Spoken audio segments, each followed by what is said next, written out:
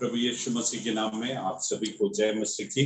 परमेश्वर ने हमें ऐसे एक मौका परमेश्वर के वचन से मनन करने के लिए दिया, इसलिए मैं परमेश्वर को धन्यवाद देता हूँ कि परमेश्वर हम सबके जीवन में निरंतर कार्य कर रहे हैं। मैं अनुरोध करना चाहता हूँ जितने लोग जिनके पास डाटा पर्याप्त है वो कृपया करके अपने वीडियोस को ऑन कर लें, प्रार्थना पूर्वक परमेश्वर के वचन को सुनने के लिए। हम जो सिलसिलेदार तरीके से जिस वचन को जिस शीर्षक पर हम मनन कर रहे हैं उसी को हम आगे बढ़ाएंगे।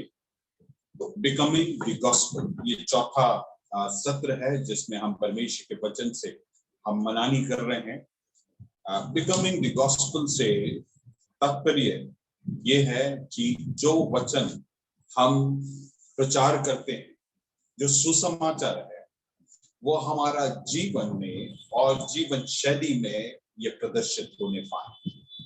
मेरे प्रियो, हमारी जीवन में जो भी हम सीखते हैं, हो सकता है कि हम इससे बहुत लोग परमेश्वर के वचन को जानते हैं, ज्ञान रखते हैं, लेकिन उससे ज्यादा अधिक जो जरूरी है वो ये है कि हम परमेश्वर के वचन के अनुसार चलें। जो हम सीख रहे हैं उसका अर्थ ये है, जो सुसमाचार बोल रहे हैं या फिर जो संदेश हम लोगों को दे रहे हैं, वो संदेश हमारा जीवन होना चाहिए। मेरे प्रियो, जब तक ये जो सुसमाचार है, जब तक हमारा जीवन और जीवन शैली नहीं बनता, तब तक ये सुसमाचार लोगों के लिए अर्थमय नहीं होगा। क्योंकि जब वो एक डिस्कनेक्ट को देखते हैं, जो हम प्रचार करते हैं और जो हमारा जीवन है, ये दोनों मेल नहीं खाएगा, तो जो हम प्रचार कर रहे हैं या जो सुसमाचार की बात कर रहे हैं उसका कोई मायने नहीं रहेगा। लेकिन इसके बनस्पत अगर हमारा जो सुसमाचार है वो सुसमाचार हमारा जीवन बने। मेरे प्रियो, कई बार हम जो मसीही लोग हैं, जो सुसमाचार का अवधारणा है, परिभाषा है, हमारा बहुत सीमित। हम सोचते हैं जो सुसमाचार है वो केवल और केवल जो प्रभु में नहीं है, जो अन्य जाति है, उनके लिए ये सुसमाचार मायने रखते हैं। लेकिन सच्चाई ये है कि पौलुस ने जो 13 या 14 किताब, अगर इब्रानी की पत्री को भी मिला लेते हैं, 14 पत्रिकाएं लिखी है, इन सब में पौलुस बोलता है मेरा सुसमाचार। अर्थात इन सारे किताबों में जो लिखा है वो संपूर्ण सुसमाचार है। और ये जो सुसमाचार पौलुस ने लिखा वो कलीसिया के बाहर के लोगों के लिए नहीं था, वरन कलीसिया के अंदर जो थे उनके लिए। और उसमें लिखी हुई हर एक बात हमारे जीवन में प्रैक्टिकली जीने के लिए जो बातें महत्वपूर्ण है, उन संदेशों को लिखा गया है। अगर ऐसा है, ये हमारी जानकारी के लिए नहीं, वरन हमारे जीने के लिए है। अब हम जो सीख रहे हैं, आप लोग सब नटवर लाल के बारे में जानते हैं। जो थोड़े बड़े हैं बच्चे शायद उसके बारे में नहीं जानते। नटवर लाल एक बहुत ही कुख्यात, पॉपुलर इन रॉन्ग वे, एक चोर, फ्रॉड इत्यादि था। अगर आप सोचे वो व्यक्ति खड़े होकर ये प्रचार करे कि चोरी नहीं करना, ऑनेस्टी के बारे में, सच्चाई के बारे में प्रचार करे, क्या लोग उसको स्वीकार करेंगे? बिल्कुल ऐसे ही है। सुसमाचार सामर्थी हो जाता है जब हम हमारे पवित्र जीवन से और जो हम प्रचार करते हैं उसके आधार पर जब हम प्रचार करते हैं, लोगों के जीवन में इसका प्रभाव पड़ेगा। जब हम प्रेम के बारे में प्रचार करते हैं और हमारे जीवन में प्रेम प्रदर्शित होता है, लोग उस संदेश को स्वीकार करें। जब हम शांति के बारे में प्रचार करते हैं और हमारे जीवन में शांति है, तो लोग उससे प्रभावित होंगे। मेरे प्रियो, अगर हम शांति के बारे में दूसरों को प्रचार करते हैं और हमारे ही जीवन में शांति ना हो, तो लोग बोलेंगे यार तुम प्रचार करते हो, तुम्हारे जीवन में इतनी अशांति है। मेरे प्रियो, इस गलत धारणा से बाहर आने की जरूरत है। शांति हमारे जीवन में होना समस्याओं का अभाव के अंदर नहीं, लेकिन समस्याओं के बावजूद उसमें हम शांति में जीते हैं, जो प्रभु यीशु मसीह से और उसकी आत्मा के द्वारा हमें अलौकिक तरीके से। तीसरी बात जो हमने अभी तक गौर किया है वो है शांति बनाने वाले लोग। हमारी परिस्थिति, लोगों के बर्ताव, इसके बावजूद हम शांति बनाए रखने वाले लोग। आप जानते हैं एक बहुत ही फेमस एक कथन है, preach gospel if necessary use words. सुसमाचार प्रचार करें, अगर जरूरत पड़े तो शब्दों का इस्तेमाल करें। बोलने का क्या अर्थ है कि आपका और मेरा जीवन जो है वो सुसमाचार करना चाहिए। मेरे प्रियो, हम जो मसीही लोग हैं, विश्वासी लोग हैं, उसका एक बहुत ही गहरा प्रभाव सुसमाचार के फैलने में दुनिया में होगा। इसलिए जो हम इस भाग के अंदर, इस शीर्षक के दरमियान हम जो अध्ययन कर रहे हैं, इसको बड़े महत्वपूर्ण तरीके से प्रार्थना के साथ बैठे और ये प्रार्थना करें, परमेश्वर ये जो वचन है मेरे जीवन में कार्य करे। It may be displayed in my life. मेरे को तेरे वचन का शोकेस बना, लोग देखने पाए कि जो वचन में लिखा है वो जिया जा सकता है, वो लोगों के जीवन में पाया जाता है। सो हम जो अध्ययन कर रहे थे उसी सिलसिले में आगे बढ़ेंगे। आज के जो मनन है उसके लिए हम निकालेंगे इफिसियों की पत्री, उसके 4थे अध्याय, उसका 29 से लेकर 32वां पद। Ephesians chapter 4 verse 29 to 32। हम इन वचनों को पूरा पढ़ेंगे, फिर एक एक करके हम अध्ययन करेंगे। Ephesians chapter 4 verse 29 to 32। कोई गंदी बात तुम्हारे मुंह से ना निकले, कोई भी गंदी बात तुम्हारे मुंह से ना निकले, पर आवश्यकता के अनुसार वही निकले जो उन्नति के लिए उत्तम हो। हाँ, ताकि उससे सुनने वाले पर अनुग्रह हो। हाँ, परमेश्वर के पवित्र आत्मा को शोकित मत करो, जिससे तुम पर छुटकारे के दिन के लिए छाप दी गई है सब प्रकार की कड़वाहट। एक मिनट, आपने गौर किया 29वें पद में कुछ बातों को कहा, उसके बाद 30वें पद में क्या लिखा है, तुम आत्मा को शोकित ना करो। बोलने का मतलब है ऊपर कही हुई बात और अब कहने वाली बात, दोनों के बीच में एक ब्रिज, लिंकिंग पॉइंट है कि आत्मा को शोकित ना करें। तो ऊपर कही हुई बात भी महत्वपूर्ण है, नीचे कहने वाली बात भी महत्वपूर्ण है। हाँ, सब प्रकार की कड़वाहट और प्रकोप और क्रोध और कलह और निंदा सब बैर भाव समेत तुमसे दूर की जाए। एक दूसरे पर कृपालु और करुणामय हो, और जैसे परमेश्वर ने मसीह में तुम्हारे अपराध क्षमा किए, वैसे ही तुम भी एक दूसरे के अपराध क्षमा करो। Praise the Lord। So इस वचन को हम थोड़ा ध्यान से अब गौर करेंगे। 29th वर्स को मैं पढ़ता हूँ। यहाँ पे लिखा है, कोई गंदी बात तुम्हारे मुंह से ना निकले, कोई भी गंदी बात।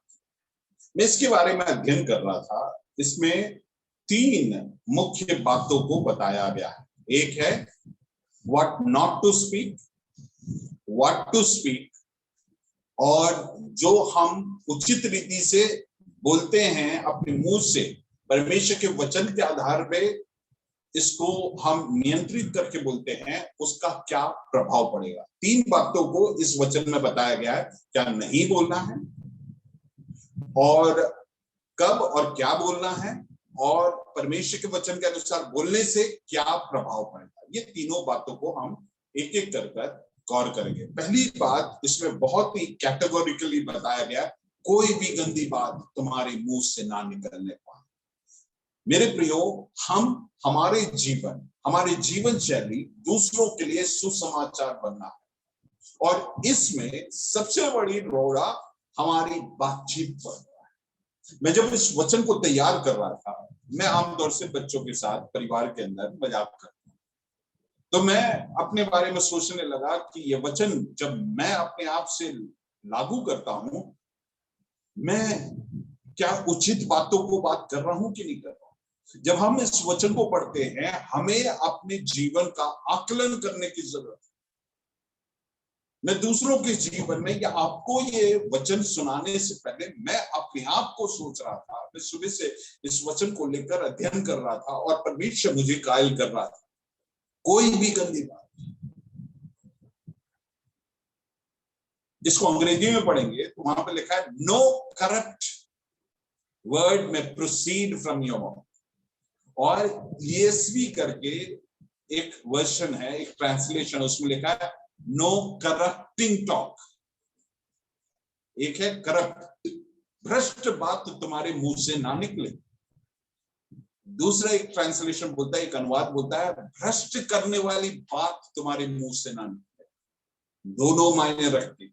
मेरे प्रियो, हमारे जीवनों से भ्रष्ट करने वाली बातें भी नहीं निकलना चाहिए और भ्रष्ट बात भी नहीं निकलना चाहिए। मैं इसके बारे में यूनानी भाषा में जो शब्द इस्तेमाल हुआ है उसका अर्थ मैं गौर कर रहा था। उसका एक अर्थ दिया है, सप्रोस करके वर्ड इस्तेमाल हुआ है गंदी बात के लिए। उसका अर्थ यह है रोटन, सड़ा हुआ। मतलब दुनिया में लोग कुछ भी बात कर सकते। आप अगर आपके और मेरे जो पुराने मित्रगण हैं उनके साथ बैठे तो वो जो बात करते हैं, हमको थोड़ी देर में लगता है कि कहां पहुंच गए। रॉटन बातें, सड़े हुए बातें, ये इस प्रकार की बातचीत हमारे भाषा शैली में या हमारे जो बात के कंटेंट में नहीं होना है। दूसरा, corrupted, no longer fit for use, worn out. दूसरा अर्थ है कि जो भ्रष्ट है, अब उपयोग के लायक नहीं। अब हमारे जीवन में जो भाषा, शब्दावली, जो टॉपिक पर हम अब बात नहीं कर सकते हैं, जो हमारे लिए उचित नहीं है, वो हम लोगों के मुंह से नहीं निकलना चाहिए। हम सुसमाचार हमारी बातचीत में ये बातों का हमारे, देखिए परमेश्वर के वचन में प्रभु यीशु मसीह बोलता है जो भी हम मुंह से बोलते हैं, it proceeds from the treasure of your heart. मैं यूं बोलूंगा कि मुंह जो है वो एक हमारे घरों में या चर्चेस में जो स्पीकर होता है वैसे ही है, आउटपुट डिवाइस। जो हम माइक से बोलेंगे वही बाहर सुनाई देता है। कुछ नहीं बोलेंगे, कुछ नहीं सुनाई देगा। अर्थात मुंह की गलती नहीं, कहां गलती है? हमारे हृदय में।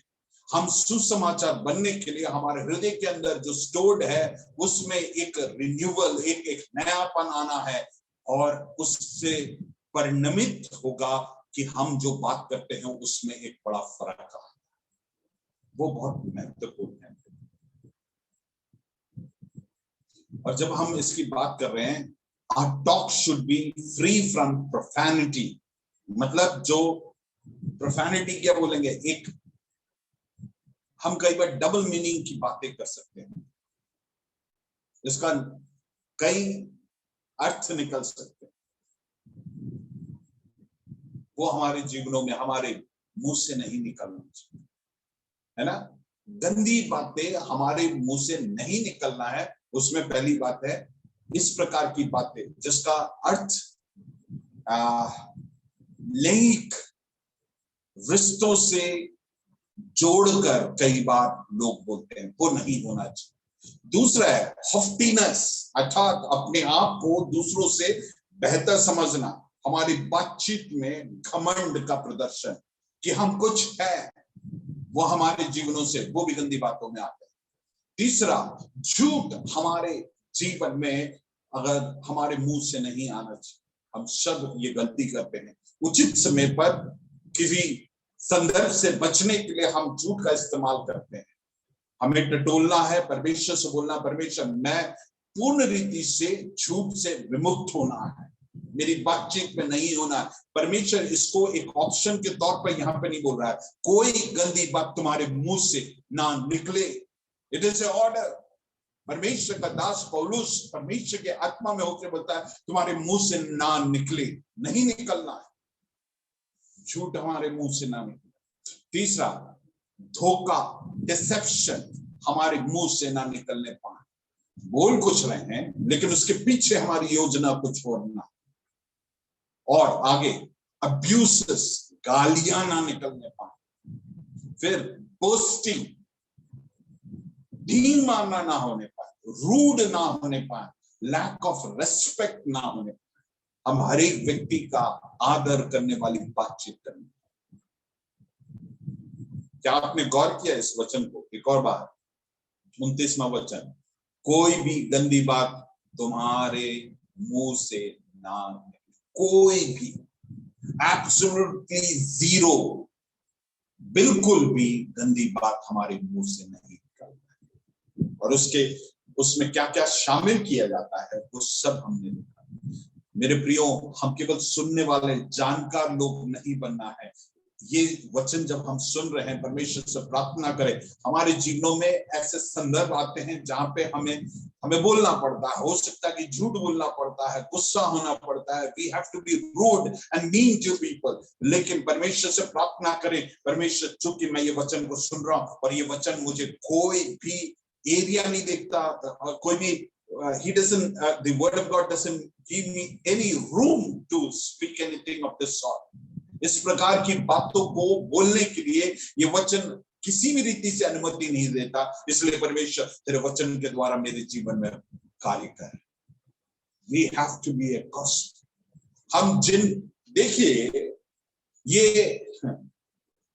एक प्रभु के दास के विचार को सुन रहा था, तो उन्होंने बताया कि किसी ने उससे पूछा, उस प्रभु के दास से, क्या आपने ऐसे ट्रेन को देखा है क्या जो केवल संडे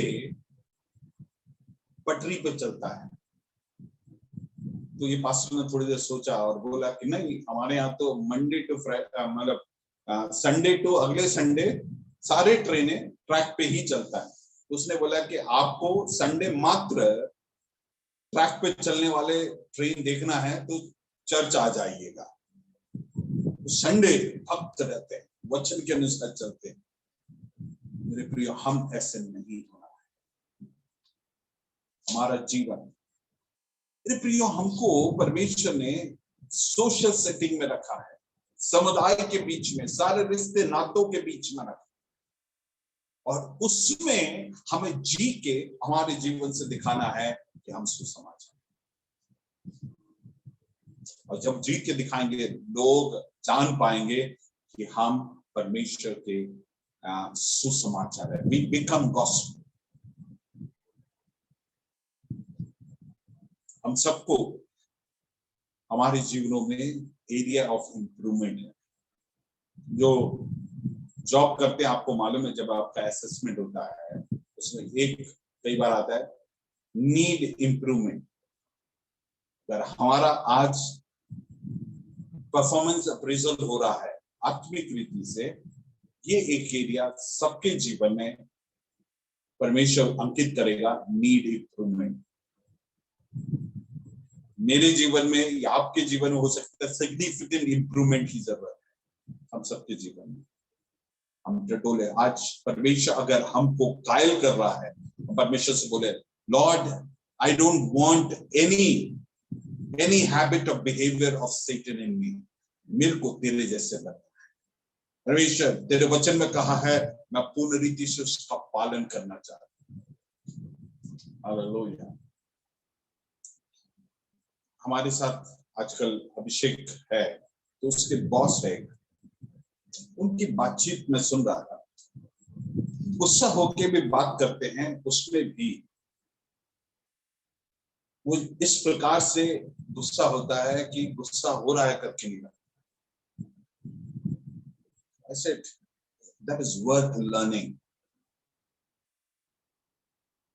हमको हमारे जीवन में वो एक प्रवृत्ति सीखने की जरूरत है। हम कई बार गुस्सा आते हैं, मैं रूड हो जाते हैं, आउटबर्स्ट होता है। हमें उस एरिया में फर्क आना है ताकि लोग हमारे जीवन में देखकर सीखने पाए, yes he is God, he is different.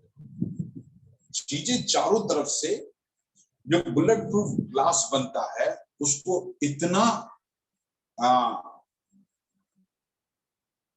Compress करके बनाते हैं, वो उसके ऊपर प्रेशर है, इतना कंप्रेस करके बनाते हैं, फिर बुलेट उसमें से पार नहीं होता। बुलेट उस पर वार ना करने से वो सुरक्षा नहीं देता, वरन वार करने के बावजूद सुरक्षा देता। अर्थात मेरा बोलने का अर्थ है कि हमारे जीवनों में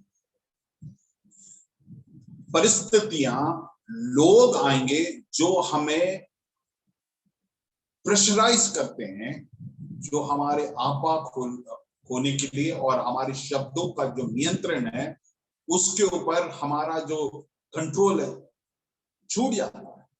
लेकिन उसके बावजूद हम जब परमेश्वर में होकर, वचन में लिखा है, आप वचन जाते हैं, वचन में लिखा है, मेरे ख्याल से अगर मैं गलत नहीं हूं, कोलोसियों 4:6 है, उसमें लिखा है whatever you say it seasoned with salt। जो कुछ भी तुम बोले उसमें तुम अनुग्रह के साथ बोले। परमेश्वर वचन में जो कुछ भी बोले, हमको गुस्सा आ रहा है लेकिन उस गुस्से को भी जब हम बखान कर रहे हैं वो उस रीति से बोले। हम और अध्ययन करेंगे कोलोसियों 3 अध्याय उसका 8वां पद को पढ़ेंगे। कोलोसियों की पत्री 3 अध्याय उसका 8वां पद। पर अब तुम भी इन सब को अर्थात क्रोध, रोष, वैरभाव, निंदा और मुंह से गाली बकना, ये सब बातें छोड़ दो। समझ रहे हैं? इसको एक्सप्लेन ही कर रहा हूं, सेल्फ एक्सप्लेनेटरी। 9वां पद, एक दूसरे से झूठ मत बोलो क्योंकि तुमने पुराने मनुष्यत्व को उसके कामों के साथ उतार डाला है। मतलब क्या है? पुरानी बातें बीत गई, तुम्हारे पुराने लाइफस्टाइल में ये सब चलता था पर अब नहीं चलता, वो फर्क आना है। फिर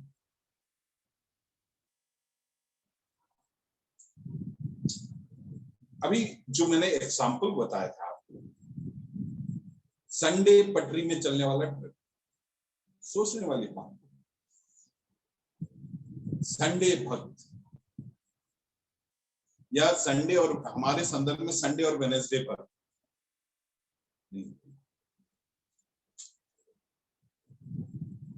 एक चर्च के फादर से किसी व्यक्ति ने मिलने गया, नया फादर चेंज होके आया था उस चर्च में, उससे मिलने गया तो नहीं जानते थे जो व्यक्ति मिलने आया।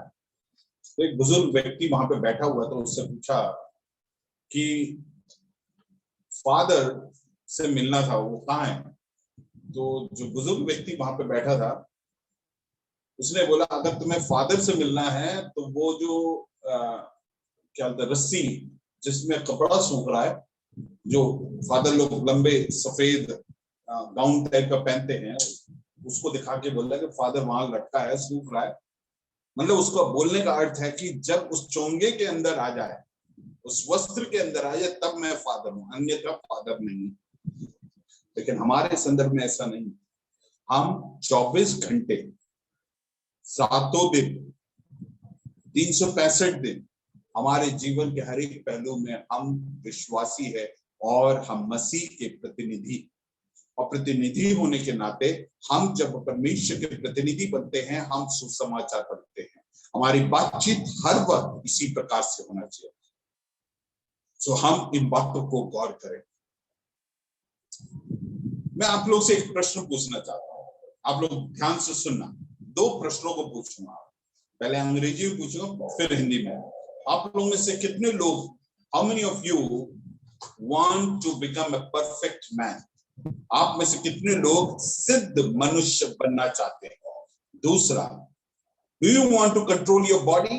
क्या आप आपके पूरे शरीर में नियंत्रण करना चाहते हैं? अगर ये जो दोनों प्रश्नों का उत्तर हाँ है, तो मैं आपको एक वचन की ओर लेके जाऊंगा, और ये जो टिप है, अगर आप इसे अपने जीवन में लागू कर लिए, तो आपको बताऊं कि आप आपके जीवन में एक सिद्ध मनुष्य बनेंगे। और दूसरा, आप अपने शरीर की हर एक बातों पर कब्जा करने के लिए, नियंत्रण करने के लिए आप सक्षम हो जाएं, क्योंकि परमेश्वर का वचन कहता है, ये आपको YouTube में मिलने वाले टिप्स नहीं है, 5 tips to do this, 5 tips to lose weight, है ना, ये वाला बात नहीं है। ये definitely, if it is in the word of God, I believe it is the truth and it is going to work, और ये निश्चित तौर से काम करेगा। निकालेंगे याकूब की पत्री 3 अध्याय उसका दूसरा वचन, याकूब 3 अध्याय उसका दूसरा वचन। इसलिए कि हम सब बहुत बार चूक जाते हैं। जो कोई वचन में नहीं चूकता, वही तो सिद्ध मनुष्य है, और सारे देह पर भी लगाम लगा सकता है। Praise the Lord। दोनों का उत्तर यहां पे मिल जाता है। एक, जो अपने जुबान पर लगाम लगा लेता है, वो सिद्ध मनुष्य है। आपसे मैंने पूछा सिद्ध मनुष्य बनना, आपने हाँ बोला, तो उसका उत्तर यह है कि हम अपने जबान पर अगर लगाम लगा लिए, इन सब जबान पर लगाम लगाने के लिए हम सबको जरूरत है। हमारे जीवनों में इस बात को हम सीखें। अंग्रेजी में लिखा है, if you stumble in many ways and if anyone does not stumble in what he says, he is a perfect man. बाकी सब में भी चूक जाए, लेकिन अगर आपके बात को, आप जो बोलते हैं उसको सोच समझकर नियंत्रित तरीके से बोलते हैं, आप एक सिद्ध मनुष्य हैं। And able to bridle his whole body, मतलब जो अपने टंग, अपने जुबान को लगाम नहीं दे सकता है, वो अपने शरीर को भी लगाम नहीं दे सकता है। इसलिए हम अपने जीवन में ये समझ लें, so let us start from putting a bridle control on a tongue. और ये इसका आरंभ कहां से? हृदय से शुरू होता है। प्रभु यीशु मसीह ने बोला, जुबान में नहीं है प्रॉब्लम, हृदय के जो उसका संचय किया हुआ है वहां पे दिक्कत है, और वहां पे परमेश्वर अपने कार्य को करने पाए। Hallelujah, praise the Lord. आगे बढ़ेंगे, इसी वचन को हम आगे पढ़ेंगे। 4 अध्याय, एफिसियों की पत्री 4 अध्याय उसका 29वां पद, उसका दूसरा भाग हम देखेंगे। पर आवश्यकता के अनुसार वही जो उन्नति के लिए उत्तम हो, हम बोले, है ना, पढ़ो। पर आवश्यकता के अनुसार वही निकले। हाँ, आवश्यकता के अनुसार वही निकले। कहां से? हमारे मुंह से वही निकले जो उन्नति के लिए उत्तम है। मेरे प्रियो, कई बार हमारी आदत होती है, जहां आवश्यकता है और जहां आवश्यकता नहीं है, हम बोलते हैं। ये आपके काम के संदर्भ में नहीं बोल रहा हूं, या फिर जहां पे जरूरी है उसके संदर्भ में नहीं बोल रहा। अन्यथा हम अपने जीवन में ये एक सिद्धांत बनाए, जब तक आवश्यक ना हो मैं नहीं बोलूंगा या मैं नहीं बोलूंगा। और उसमें भी एक मुख्य बात है जिसको गौर करना है, वो ये है, जो आवश्यक समय पे बोलना है वो भी बोलते हैं। उसमें एक क्राइटेरिया है, वो ये है कि जो उन्नति के लिए उत्तम हो। सब स्टैंडर्ड नहीं, वो उत्तम होना चाहिए। मेरे प्रियो, परमेश्वर के वचन में जो भी बातें किया है वो सुप्रीम क्वालिटी का है, और उस सुप्रीम क्वालिटी तक हम पहुंचने के लिए हमें परमेश्वर की आत्मा के सामर्थ्य और कार्य की जरूरत है।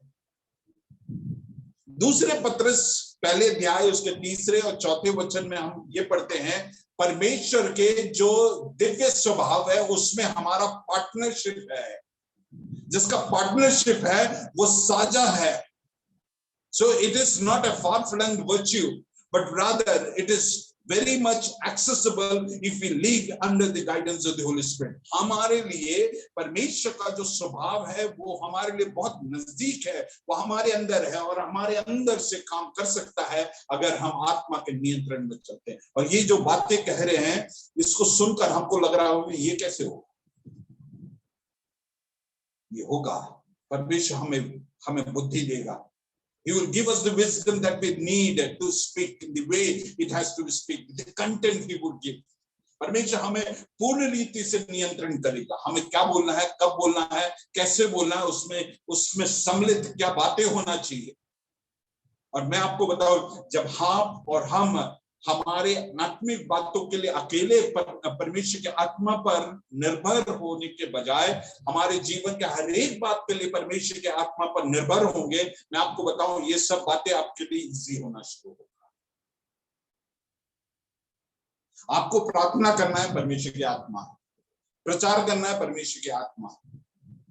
अरे हमारे जीवन के हर एक बात के लिए परमेश्वर का आत्मा दिया है, तो फिर क्यों नहीं हम इस्तेमाल करें। और जब हम इस्तेमाल करेंगे हमारे जीवनों में हम देखेंगे कि ये सब बातें हमारे लिए आसान हो जाएंगी, क्योंकि वो हमारे जीवन में पैराक्लिटियोस बनकर कार्य कर रहा है, सहायक बनकर कार्य कर रहा है। He would work with us as an enabler, हमें सक्षम बनाने वाला बनकर हमारे जीवन में कार्य करेगा। हमारे लिए ये सब इतना टफ क्यों लग रहा है, क्योंकि ये आपके और मेरे क्षमता में हम सोच रहे हैं कि ये होगा।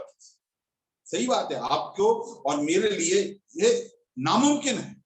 अब दुनिया में जी रहे हैं, लोग इरिटेट करते हैं, उसके साथ उसके उन्नति के लिए केवल कैसे बात करें। हम बोलेंगे वो तो हमें कुछ समझेगा ही नहीं, समझेगा। God will give us the wisdom. प्रभु यीशु मसीह परफेक्ट आत्मा के उस नियंत्रण में जिया। लोगों ने उसका आदर किया, जो उसके पीछे चले हैं, उसके शिष्यगण उसके हर एक आज्ञाओं का पालन करते थे, डरते थे। आपको मालूम है, एक बार वो यरदन नदी के इस पार जा रहे थे और जब उसने खमीरी और रोटी के बारे में जब बोले तो बोले कि वो डर रहे थे। मतलब क्या है, प्रभु यीशु मसीह के लीडरशिप, वो जो बोलता था उससे वे उससे भय करते थे, उसका आदर करते थे, उससे डर हो रहा। समझ रहे हैं ना। प्रभु यीशु मसीह आत्मा के नियंत्रण में रहकर उसने जो बोला उससे लोग उसका अनादर नहीं किए, वरन आदर भी किए, उसको सीरियस लिए। Let us tap the resource of the Holy Spirit in our life. उसने ये वचन हो सकता है, और ये परमेश्वर के वचन में जो बातें लिखा है, ये ऐसा कोई भी बात नहीं लिखा है जो हमारे लिए इट इज नॉट एप्लीकेबल, ये हो नहीं सकता, इट इज टू आइडियलिस्टिक, ऐसा नहीं। हमें इसलिए लगता है क्योंकि हम अपने शारीरिक, हमारे मानसिक क्षमता के उस दरमियान, उस स्पेक्टेकल से देख रहे हैं, और ये सही बात है, it is too idealistic. No, हम आत्मा में जिएंगे पर आवश्यकता के अनुसार, वही जो उन्नति के लिए उत्तम हो वह बोले, वो निकले। मेरे प्रियो, जब आप मुझे सुन रहे हैं, आपके जीवन में बहुत सारे प्रश्न उठ रहे होंगे, इस सिचुएशन में क्या करें, ये वचन क्या है, इस सिचुएशन में क्या करें, ऐसे में क्या होगा। आपके जो भी प्रश्न उठ रहे हैं, आज आप इस वचन पर विश्वास करें, क्योंकि it is the infallible word of God. ये परमेश्वर का जो वचन है, ये पूर्णतः सत्य है। अगर वचन में कहा गया है, परमेश्वर वचन में ऐसी कोई भी हमारे सामने कोई भी शर्त नहीं रखा है जो हम नहीं कर सकते हैं। ये सब हो सकता है, मुमकिन है, इसलिए बोला गया है। अगर बोला गया है, हम कर सकते हैं। इसलिए आप मेरी बात मानकर प्रार्थना करें और आप परमेश्वर की आत्मा को बोले कि मुझे सक्षम बना। ये जो वचन है, आज से मैं जिनसे भी बर्ताव करूं, जिनसे भी कोई बात बोलूं, वही बात बोल पाऊं जो आवश्यक है, आवश्यकता के अनुसार बोलो, और वही बोल पाऊं जो उन्नति के लिए उत्तम है।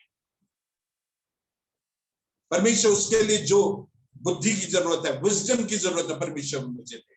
जो शब्दों का, जो the verbatim that I need to speak this, God give me that verbatim. परमेश्वर से बोले, परमेश्वर देगा। Let us हमारे हमारी मीटिंग्स हो सकते हैं, हमारे दूसरों से बर्ताव करना है, उन सब में परमेश्वर को Holy Spirit help me to speak. आपको मालूम है नेहमाया राजा के सामने था और राजा ने उससे बोला कि तेरा चेहरा क्यों उतरा हुआ है, और वो घबरा गया। लेकिन आप वहां पे देखते हैं उसने प्रार्थना किया। आपको क्या लगता है उसने आधा घंटा प्रार्थना किया? मन में प्रार्थना की। आपको हो सकता है कोई सिचुएशन आए जहां पे आपको इमीडिएटली किसी को हैंडल करना है और स्टर्न हैंडल करना है, तुरंत परमेश्वर बोला Holi spirit I invite you into this matter. परमेश्वर की आत्मा तू इस परिस्थिति में आ, मुझे बुद्धि दे, जिस शब्द दे, क्या बोलना उचित दे। मेरी सोच, मेरी तजुर्बा ये कोई मायने नहीं रखता, परमेश्वर तेरी सहायता चाहिए। जैसे नेहमाया का प्रार्थना है, वो संक्षेप में जो प्रार्थना है, इट इज वेरी इफेक्टिव। और उसने जो बोला हम जानते हैं, राजा वो उससे पहले क्या है हो रहा था, घबरा रहा था, लेकिन राजा ने उसने जो बोला उसमें कन्विंस्ड हुआ और अनुमति दी। कितना बड़ा प्रार्थना था। मेरे को लगता है कुछ चंद सेकेंड्स का प्रार्थना है, लेकिन आप जब परमेश्वर पर निर्भर होकर प्रार्थना करते हैं, वो चंद सेकंड का जो प्रार्थना है वो भी सामर्थ्य होगा। जब भी आपको लगता है आपके क्षमता में ये बातें लागू नहीं हो सकता, प्रार्थना करें, परमेश्वर करें और मुझे बताना, आप गवाही देना कि परमेश्वर आपके जीवन के द्वारा कैसे हमको God is enabling us to become the gospel through our words. आज का मुख्य टॉपिक है हमारे शब्दों के द्वारा, हम जो बोलते हैं उसके द्वारा to become gospel. The product of our tongue may enable us to be the gospel. Praise the Lord. ये वचन मैंने पहले भी बताया था, ये वचन को दोबारा पढ़ेंगे, कोलोसियों 4 उसका 6।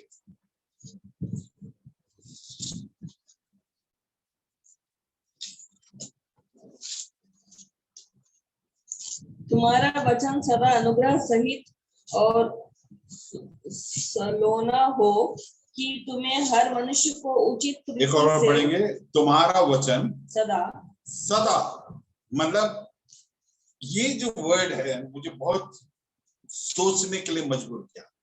तुम्हारा जो वचन, इंग्लिश में लेट योर स्पीच ऑलवेज, मतलब क्या है, जब आपके स्पाउस इरिटेट कर रहे हैं, आपके पड़ोसी इरिटेट कर रहे हैं, आपके माँ बाप इरिटेट कर रहे हैं, आपके कलीग्स इरिटेट कर रहे हैं, आपके बॉस इरिटेट कर रहे हैं, आपके सबऑर्डिनेट इरिटेट कर रहे हैं, आप कोई दुकान में गए वहां पे कोई इरिटेट कर रहा है, जब आप गाड़ी चला रहे कोई आड़त तिरछत चलाए और वो आपको घूर के दो अनुचित शब्द बोल के गया, तब भी ये ऑलवेज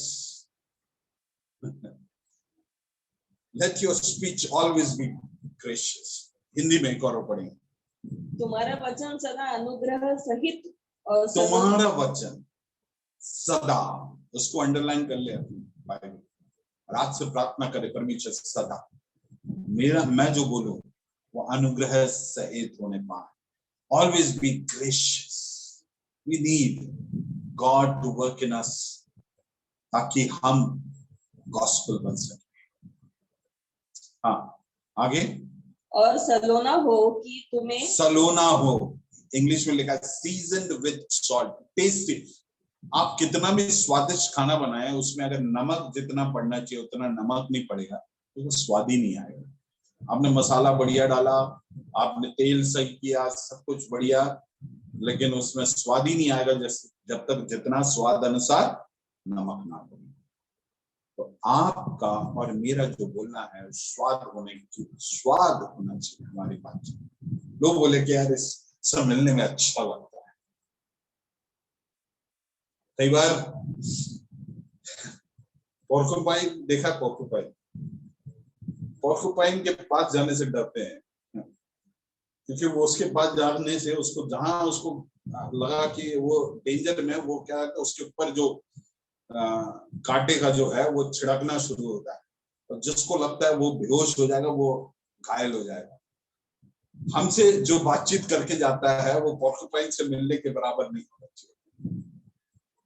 जब उस हमसे मिलते हैं उस जीवन में उन्नति से क्या मतलब, उन्नति से मतलब है हम जब उनसे बातचीत कर रहे हैं, डांटने की जरूरत है, डांटना बंद नहीं कर, डांटना है, लेकिन डांटना ऐसा है कि हमारा उद्देश्य है कि ये सुधरे।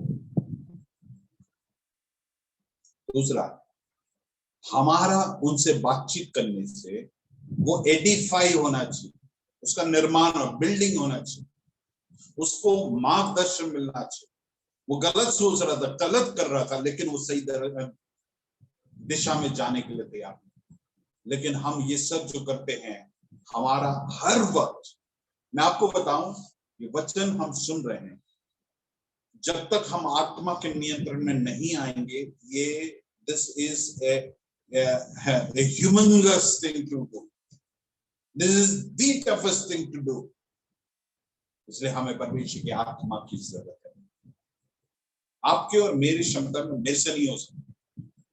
आप भी सोच रहे हैं मेरे से भी नहीं होगा। सुनना अच्छी बात है, लेकिन ये सुनने के लिए नहीं है, मेरे को करने के लिए है। और ये करेंगे हम कब? जब पवित्र आत्मा हमें सक्षम करेगा।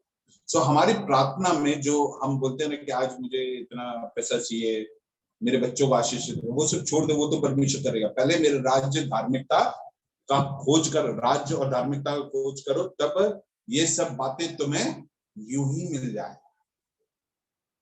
Let us become the gospel. The rest will fall in place. We are focusing on minor things. Let's focus on the primary things, the most important things. जो सबसे जरूरी है वो उस पर हम फोकस करें, और वो ये है कि हम जो बात करते हैं आवश्यक है तो बोले, और जब बोलते हैं तो दूसरों के लिए उन्नति। अगर आपके ये प्रार्थना है और इस प्रार्थना को उत्तर आपके जीवन में निश्चित परमेश्वर देगा, और जब देगा तो लोग आपके बारे में बोलना शुरू करेंगे, He is a different person. She is a different person.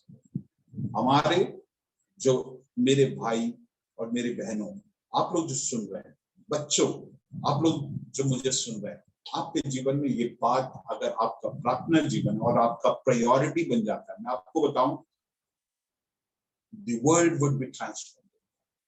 आपकी फैमिली would be transformed. और लोग देखेंगे कि क्या अलग है, how unique our families are. We all need this area of improvement. हम सबके जीवन में परमेश्वर की आत्मा के कार्य की जरूरत है इस मामले में। अब तीसरी बात, आखिरी भाग उस वचन में क्या लिखा है? ताकि उससे सुनने वालों पर अनुग्रह हो, so that those who hear may be, अंग्रेजी में क्या है? Ephesians chapter 4 verse 29. Ephesians 4:29. हमने अभी कोलोसियंस पढ़ा था, अभी एफिसियों की पत्री 4 उसका 29।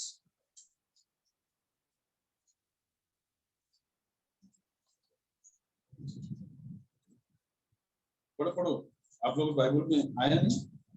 जल्दी पढ़ो पढ़ो बेटे। Let no corrupt words proceed out of your mouth. Let no corrupt word proceed out of your mouth. But what is good for necessary edification, that is may impart grace to impart grace to hearers. जब हम बात करेंगे, परमेश्वर से बोले, let us declare this. अब से मैं जो बात करूंगा उससे क्या होना चाहिए? It will start imparting grace on you. आपके पास लोग टूट के आते हैं, उनके परिवारों की समस्या, उनके जीवन में जो समस्या है, उतार चढ़ाव चल रहे हैं, उन सबको लेकर वो टूट के आपके पास आ रहे हैं।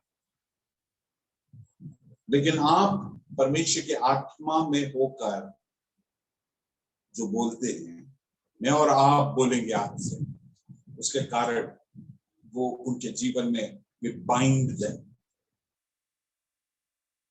Praise the Lord. हम वचन पढ़ेंगे लूका रचित सुसमाचार 4 अध्याय उसके 18वें पद को पढ़ेंगे। लूका रचित सुसमाचार उसके 4 अध्याय उसका 18वां पद को पढ़कर मैं अंत करूंगा।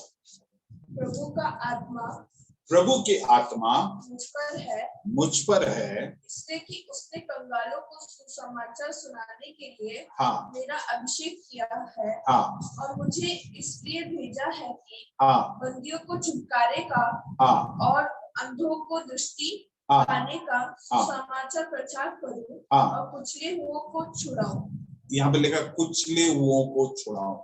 यहाँ पे बहुत सारी बातें, उनके जीवन में जो समस्याएं हैं, अंग्रेजी में टू बाइंड दैम, मतलब जो चोटिल है, हम जब बातचीत करते हैं वो बाइंड होने पाए, ग्रेस इम्पार्ट होने पाए, सुसमाचार इम्पार्ट होने पाए।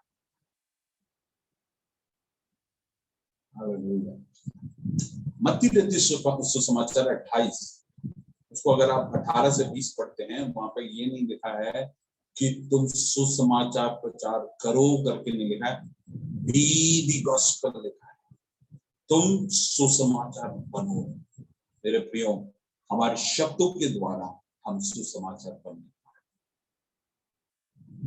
जब आपने वचन को सुना है, मैं विश्वास करता हूं हम सबको परमेश्वर ने कायल किया, हमें परमेश्वर ने अलग अलग रिश्तों में रखा है। हमें पति पत्नी के रिश्ते में रखा है, माता पिता के रिश्ते में रखे, बच्चों के रिश्ते में रखे, हमें हमारे जो इन-लॉज से रिश्ते में रखा है परमेश्वर ने। स्कूल कॉलेज में है तो वहां पे कुछ रिश्ते हैं, दोस्तों के साथ, टीचर्स के साथ। दफ्तर में है, आपके बॉसेस है, आपके नीचे काम करने वाले हैं, तमाम चीजें हैं। आप जिस समुदाय में रहते हैं, आपके पड़ोसी हैं। तमाम रिश्तों में हम कभी ना कभी चुके होंगे। वचन सुन के हमें लगा कि ये नामुमकिन। दो बातें मैं आपसे अनुरोध करूंगा। एक, वचन सुने, उसके अनुसार जीने के लिए आप एक निर्णय लें। दूसरा, प्रार्थना करें और परमेश्वर से बोले, परमेश्वर मैं हाथ खड़ा करता हूं, I can't win this battle in my life.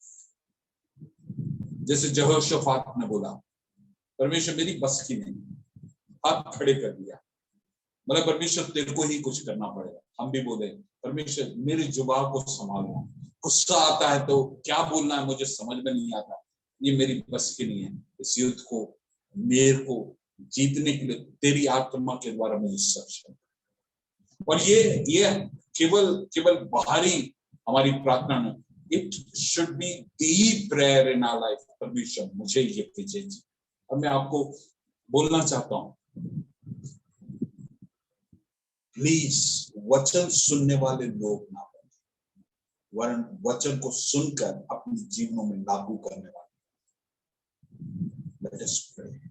हम अपने जीवनों को टटोलें और परमेश्वर से प्रार्थना करें, परमेश्वर मेरी बातचीत में कोई भी गंदी बात ना हो। 3 बातें, कोई भी गंदी बात ना होने पाए। दूसरा, आवश्यक है तो मैं बोलूं, और जब मैं बोलता हूं तो क्या होना चाहिए, अनुग्रहमय होना चाहिए। तीसरा, मैं जो बोलता हूं उसके कारण ग्रेस इम्पार्ट होना चाहिए।